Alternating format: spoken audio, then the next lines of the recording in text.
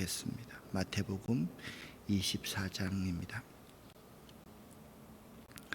마태복음 23장부터 25장까지는 종말적 심판에 관한 이야기입니다.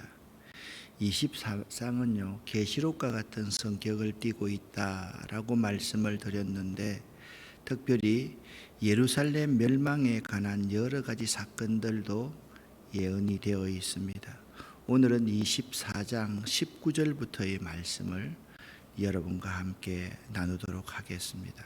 어제의 내용을 요약하는 말씀이 24장 12절, 13절, 14절입니다.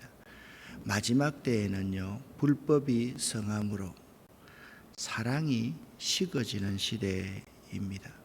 이 마지막 때는 굉장한 어려움이 우리 가운데 있을 것인데, 끝까지 견디는 자가 구원을 얻습니다. 언제 주님께서 오시느냐? 천국 복음이 온 세상에 전파되었을 때 그제서야 끝이 온다라고 말씀하고 있습니다. 그러니까 우리들은요, 온 세상까지 천국 복음을 전하는 삶을 살아야만 합니다. 사람들이 말세 신앙과 종말 신앙을 구별하지 못하는 경우가 참 많습니다. 말세는 세상의 끝이라는 겁니다. 그렇기 때문에 말세라는 말만 들어도 그들은 두려워하고 피하고 싶고 도망가고 싶은 것이 말세라는 단어입니다. 근데 종말이라는 것은 우리에게 희망으로 믿는 우리에게는 희망으로 다가오기 때문에, 기쁨으로 다가오기 때문에 기다릴 수밖에 없는 신앙이 종말 시장입니다. 그래서 유대인들은 만나서 서로 인사할 때 마라나타라고 인사했습니다. 주 예수여 어서 오시옵소서라는 인사를 한 것입니다. 주님께서 오시면 우리 가운데 있는 모든 구조적인 불합리와 고통과 역경들은 다 바뀌게 되어 있습니다. 우리는요, 종말 신앙을 가지고 있어야만 됩니다. 자꾸 그리스도인들이 재림하면 말세와 가깝다고 생각하기 때문에 오시면 안 되는데, 지금 오시면 안 되는데 라고 생각하기가 쉽습니다. 아닙니다. 우리는 예수의 오심을 대망하며 기다리는 사람들이 될 수 있어야만 합니다. 자, 이제 오늘 19절부터 여러분과 함께 15절부터 여러분과 함께 나누기를 원하는데요. 15절부터 28절까지의 말씀을 같이 한번 읽어 보겠습니다. 그러므로 예언자 다니엘이 말한 멸망케 하는 자는 혐오할 만한 것이 거룩한 곳에 서 있는 것을 보면 잃는 사람은 깨달아라. 유대에 있는 사람들은 산으로 도망하여라. 지붕 위에 있는 사람은 집 안에 있는 것을 가지러 내려가지 마라. 밭에 있는 사람은 겉옷을 가지러 되돌아가지 마라. 그때에는 임신한 여자와 젖먹이는 여자에게 화가 있을 것이다. 너희가 도망하는 때가 겨울이나 안식일이 아니기를 기도하여라. 그때에는 많은 어려움이 있을 것이기 때문이다. 세상이 생기고 나서 지금까지 이 같은 환난은 일어난 적이 없었고 이후로도 없을 것이다. 하나님께서 그 기간을 줄여주시지 않으시면 아무도 구원받지 못할 것이다. 그러나 하나님께서는 선택한 사람들을 위하여 그 기간을 줄여주실 것이다. 그때에 사람들이 여보시오 그리스도가 여기 계십니다 또는 저기 계십니다 라고 할 것이다. 그러나 믿지 마라. 거짓 그리스도들과 거짓 예언자들이 일어나서 큰 증거를 내보일 것이고 기적을 일으킬 것이다. 그래서 사람들을 속일 것이다. 그리고 할 수만 있으면 선택하신 사람까지 속일 것이다. 보아라, 내가 미리 너희에게 일러 주었다. 그러므로 사람들이 여보시오 그가 광야에 계십니다 라고 말해도 거기에 가지 마라. 여보시오 그리스도가 골방에 계십니다 라고 말해도 믿지 마라. 번개가 동쪽에서 서쪽까지 번쩍이듯 이 인자가 오는 것도 이와 같을 것이다. 시체가 있는 곳에는 독수리가 모여들 것이다. 아멘. 여기 15절 뒷부분에 잃는 사람은 깨달아라 라는 말씀이 있습니다. 이 말씀은요, 예수께서 자주 하신 말씀 중에서 귀 있는 자들은 들을지어다 라는 말씀과 유사한 말씀입니다. 멸망의 가정한 것이 거룩한 곳에 선 것을 모든 사람이 볼 수 있는 것은 아닙니다. 어떤 특별한 사람, 영의 눈이 열린 사람, 진실된 믿음이 있는 사람만이 멸망의 가정한 것이 거룩한 곳에 선 것을 볼 수 있는 사람이다 라고 성경은 강조하기 위해서 잃는 자는 깨달을진저라는 말씀을 가로 안에 넣어서 기록해 놓았다라는 것을 알아야만 합니다. 다니엘이 예언한 바가 그대로 이루어질 것입니다. 성경은 하나님의 예언자들의 말씀은 반드시 이루어진다라고 분명히 말씀하고 있기 때문입니다. 마지막 때에는 미혹하는 사람들, 거짓 그리스도들과 거짓 예언자들이 그들 나름대로의 기적과 이사와 증거를 보인다 할지라도 믿지 않을 수 있는 분별의 영을 갖는 것이 매우 중요합니다. 마지막 때 분별할 수 있는 영을 갖는 것이 매우 중요하다라는 거예요. 상식적이지 않는 것들이 우리에게 보여질 때 그것을 분별할 수 있는 영이 중요한데, 이것은요, 잘 기억하십시오. 인본주의적인 생각을 가지고 학문적으로 이론적으로 분별하라 그런 말이 결코 아닙니다.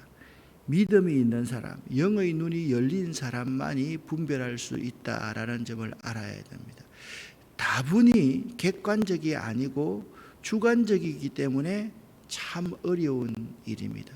어떤 집단에서는 자기들만 멸망의 가정한 것이 거룩한 곳에 선 것을 볼 수 있는 영의 눈을 가졌다, 믿음의 눈을 가졌다라고까지 미혹할 수 있기 때문에 우리는 더 조심할 수 있어야 됩니다. 이것은 이론적으로 설명할 수 있는 것이 아닙니다.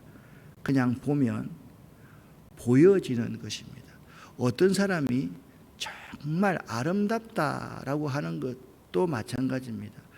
아름답다고 하는 것이 팔등신 미인을 보는 것도 있지만, 아름답다고 하는 한쪽은 그 내면을 오래 사귀어보면서 그 중심과 그 내용과 그 사람의 진실함을 보고 아름답다고 하는 사람이 있기 때문에 그렇습니다. 일반적인 모든 사람은 보이는 것을 가지고 판단할 수 있지만, 믿음이 있는 사람, 주님의 영이 있는 사람은 중심을 봅니다. 그래서 우리는 성경에 사울을 따르는 사람은 겉모습만 보는 사람이지만, 하나님의 마음에 합한 사람 다윗을 길을 따르는 사람은 그 마음의 중심을 보는 사람임을 알아야만 하는 것입니다. 마지막 때에는요, 좋은 지도자와 좋은 교회 공동체가 너무나도 중요합니다. 기적이나 증거를 따라 살아가서는 안 됩니다. 좋은 지도자의 말씀에 순종해야만 합니다. 그리고 하나님의 말씀을 바로 듣고 바로 읽고 바로 연구하고 암송하여서 묵상할 수 있어야만 하는 것입니다. 그렇다면 그리스도의 재림에 대한 징조는 어떠할까요? 29절부터 31절까지를 쉬운 성경으로 함께 읽어보겠습니다. 그 환난의 날이 지난 직후에 태양이 어두워지고 달이 그 빛을 잃을 것이다. 별들이 하늘에서 떨어지고 하늘에 있는 모든 권세가 흔들릴 것이다. 그때 인자가 올 징조가 하늘에 있을 것이다. 그때에 세상의 모든 민족들이 울며 인자가 큰 영광과 권능과 영광으로 하늘 구름을 타고 오는 것을 볼 것이다. 인자가 큰 나팔 소리와 함께 천사들을 보낼 것이다. 그들은 하늘 이 끝에서 저 끝까지 사방에서 택함 받은 백성들을 모을 것이다. 아멘. 마지막 때의 재림의 징조는 29절에 의하면 천체의 변화가 일어날 것이고 30절 말씀을 보니까 세상의 모든 민족들이 떨며 울 것이다 라고 말씀하고 있고, 또 30절 후반절에 보니까 인자가 큰 권능과 영광으로 큰 나팔 소리와 함께 천사들과 함께 구름을 타고 오는 것을 우리 눈으로 볼 수 있을 것이고, 마지막 31절에 인자가 사방에서 택함 받은 백성들을 모을 것이다 라고 말씀하고 있습니다. 자, 상상해 보십시오. 이 전체에 변화가 올 것입니다. 변화가 오니까 사람들이 두려워서 떨며 울 것입니다. 그리고 우리의 눈으로 천사들과 주님께서 구름 타고 오시는 것을 볼 것입니다. 그리고 주님께서 많은 믿는 자들을 사방에서 다 모을 것이다 라고 말씀하고 있는 것입니다. 우리 믿는 자들은요, 주께서 재림하실 때에 통곡하는 땅의 사람들이 되지 말아야만 합니다. 여기 두 가지 부류의 사람이 있습니다. 통곡하는 땅의 사람이 있고 잘 믿는 자가 주님 앞으로 모이는 사람이 있을 것이다 라는 겁니다. 우리는 잘 믿는 자로서 주님이 모으시는 알곡이 되어야지 울며 통곡하면서 살려달라고 잘하겠다고 말하는 사람이 되어서는 결코 안 된다라고 말씀하고 있는 것입니다. 그렇다고 하면 그리스도께서 재림하시는 그 재림의 시기는 어떠합니까? 32절부터 36절까지의 말씀을 함께 쉬운 성경으로 읽어보겠습니다. 무화과 나무의 비유를 배우라. 그 가지가 연해지고 새 잎을 내면 여름이 가까운 줄 안다. 마찬가지로 이 모든 것이 일어나는 것을 보면 인자가 가까이와 문 앞에 있는 줄을 알아라.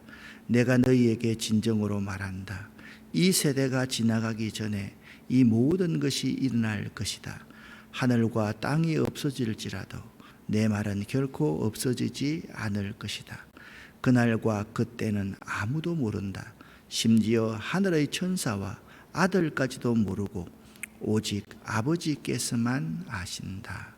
아멘. 우리들도 우리의 주변에 참 흔한 나무다라고 생각하면 도토리 같은 것이 있을 것이고요. 날마다 우리가 보면서 알 수 있는 나무가 있는데 유대인들이 가장 흔하게 볼 수 있는 유실수는 무화과 나무였습니다.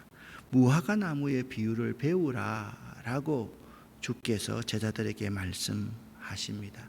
가지가 연하여지고 잎사귀를 내면 여름이 가까운 줄 알듯이 예언된 여러 징조들을 보거든 인자가 문 가까이 와 계신 것을 알라, 그렇게 말씀하고 있습니다.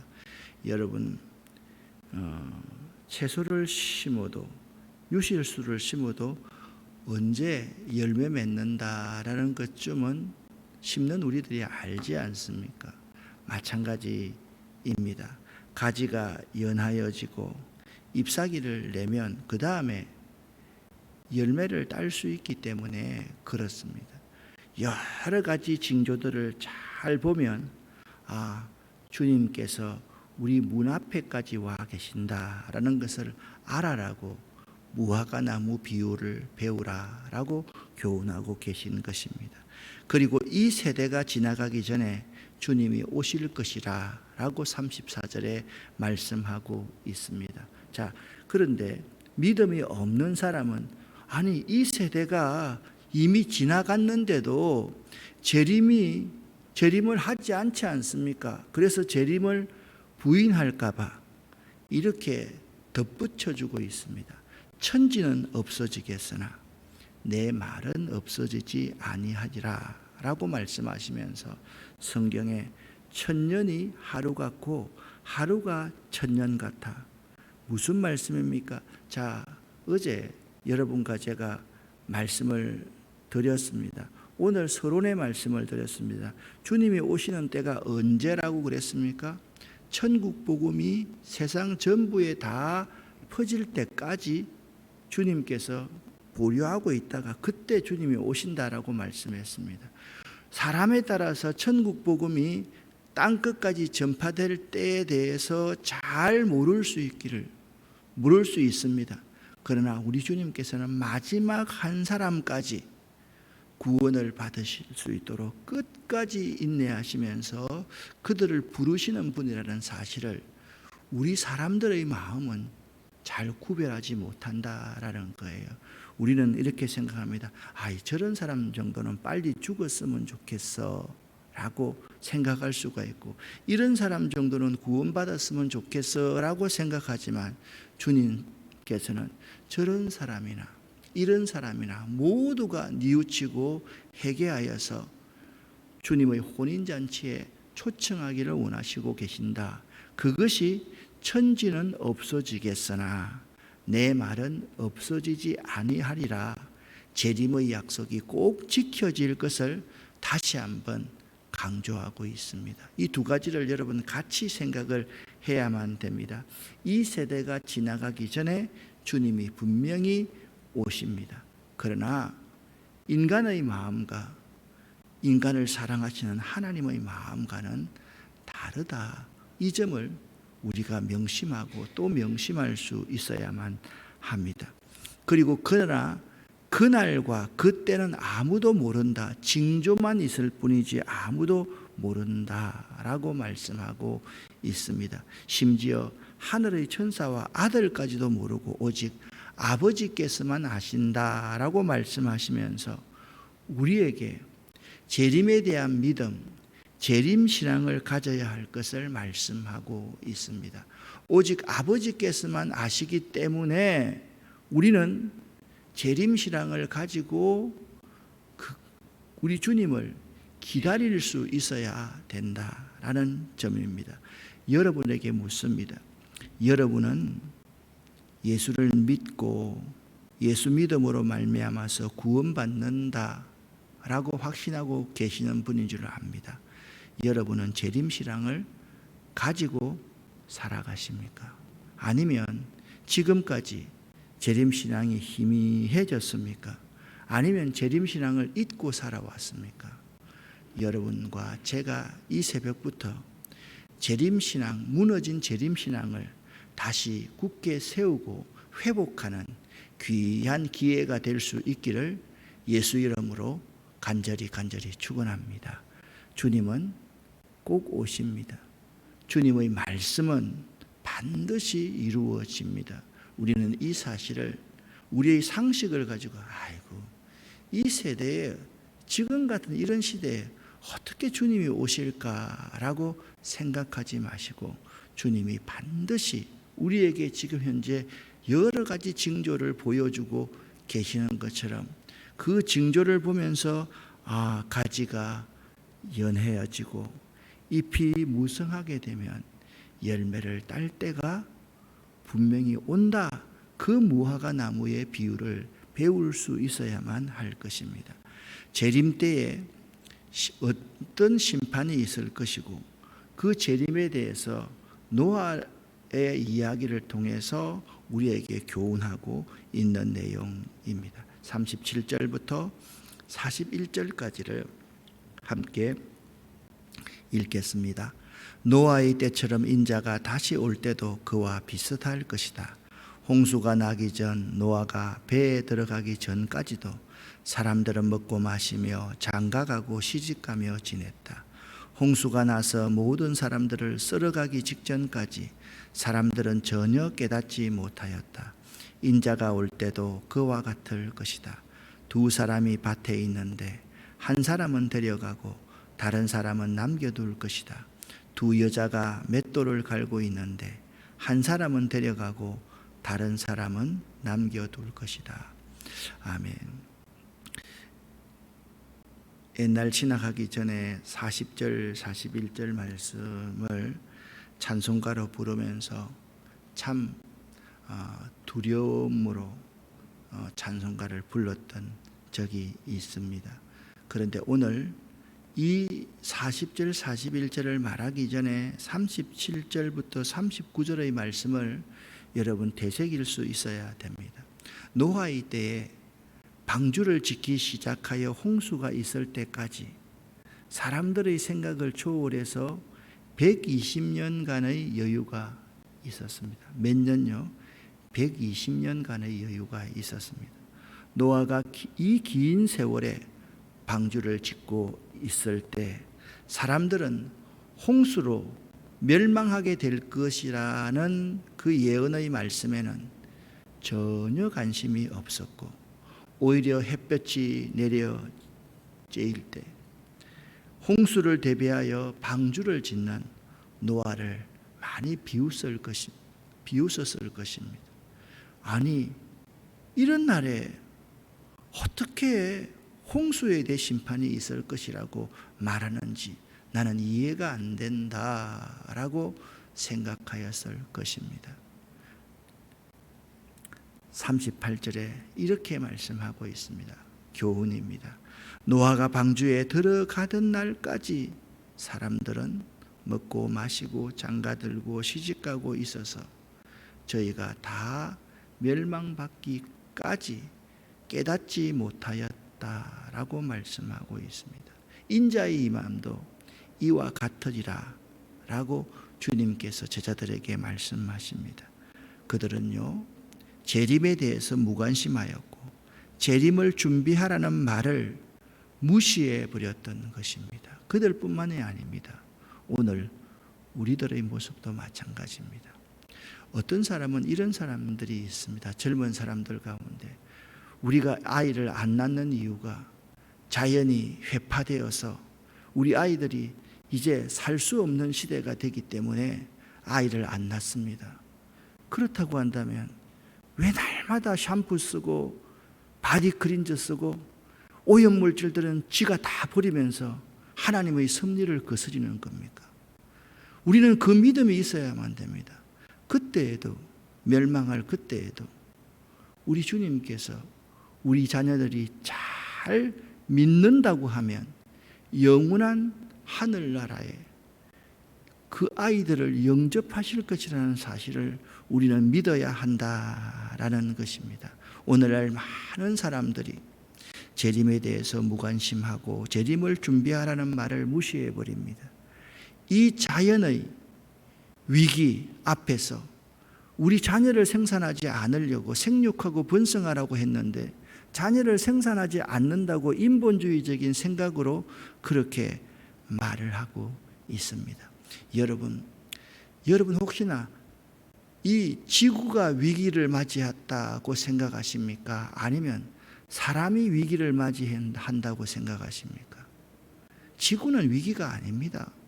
지구는요, 다시 적응해서 이 지구는 존재할 것입니다. 그러나 이 위에서 최고의 상위 포식자인 우리 사람들만이 다 멸절하게 될 것이고, 사람들만이 멸망의 자리에 설 거냐, 구원의 자리에 설 것인가, 거기가 사람의 위기다라는 사실을 알아야만 합니다. 밭에서 일하고 있는 도중에 맷돌질하고 있는 동안에 하나는 대리감을 당하고 하나는 버림을 당한다는 것은 심판의 확실성에 대해서 말해주고, 둘이 있었지만 그 둘을 갈라놓는다는 것은 심판의 엄격성을 말해주고 있는 것입니다. 마지막입니다. 재림을 맞는 우리의 태도가 어떠해야 되는지 42절부터 51절 말씀을 함께 읽어보겠습니다. 그러므로 항상 깨어 있어라. 왜냐하면 언제 너희 주님께서 오실지 너희가 알지 못하기 때문이다. 이것을 명심하여라. 만약 도둑이 언제 들어올지 집주인이 안다면 미리 준비를 하고 도둑이 집에 들지 못하도록 할 것이다. 그러므로 너희도 준비를 해야 한다. 인자는 생각지도 않는 때에 올 것이다.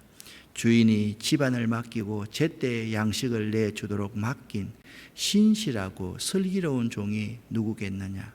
주인이 돌아와서 볼 때 주인이 명한 대로 일하고 있는 종은 복되다. 내가 너희에게 진정으로 말한다. 주인은 그 종에게 자신의 모든 소유를 맡길 것이다.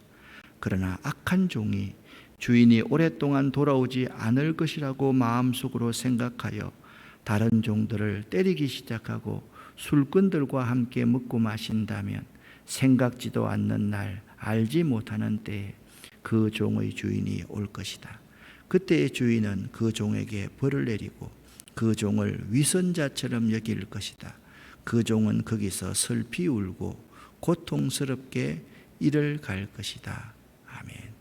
우리는 재림에 대해서 어떤 자세를 가져야만 합니까? 먼저 항상 깨어 있어야만 합니다. 두 번째, 항상 준비하고 있어야만 합니다. 세 번째, 나에게 맡겨진 그 일에 대해서 지혜롭고 충성되이 살아야만 합니다. 이것이 매우 중요합니다. 재림이 있기 때문에 아무것도 안 하고 재림을 기다리자가 아닙니다. 나에게 맡겨진 일 뭐겠습니까? 주님의 말씀에 순종하고 땅끝까지 복음 전하는 이 사명에 지혜롭고 충성을 다해야만 된다라고 말씀하고 있습니다. 마지막 때를 준비하면서 살아가는 제자가 되십시오. 올바른 재림신앙을 바로 세우는 이 시간이 되시기를 예수 이름으로 간곡히 부탁을 드립니다. 오늘 로마서 13장 11절 말씀을 읽으면서 말씀을 마치도록 하겠습니다. 함께 읽습니다. 또한 너희가 이 시기를 알거니와 자다가 깰 때가 벌써 되었으니 이는 이제 우리의 구원이 처음 믿을 때보다 가까웠음이니라. 아멘. 기도하겠습니다. 살아계신 아버지 하나님, 재림신앙을 갖기를 원합니다. 혹시나 이 재림신앙이 희미해졌거나 이 재림신앙이 무너진 자들이 우리 가운데 있다라고 하면 오늘 이 재림신앙을 올바로 세우고 굳게 세우는 이 시간이 되기를 원합니다. 우리 주님께서 반드시 재림하심을 믿습니다. 항상 깨어서 준비하고 지혜롭고 충성된 종들 될 수 있도록 도와주시옵소서. 오늘 이 새벽에 머리 숙인 우리 모두에게, 이 말씀 듣는 우리 모두에게 하늘의 놀라운 복을 허락하여 주시옵소서. 예수 그리스도 이름으로 축복하옵고 간절히 기도 올립니다. 아멘.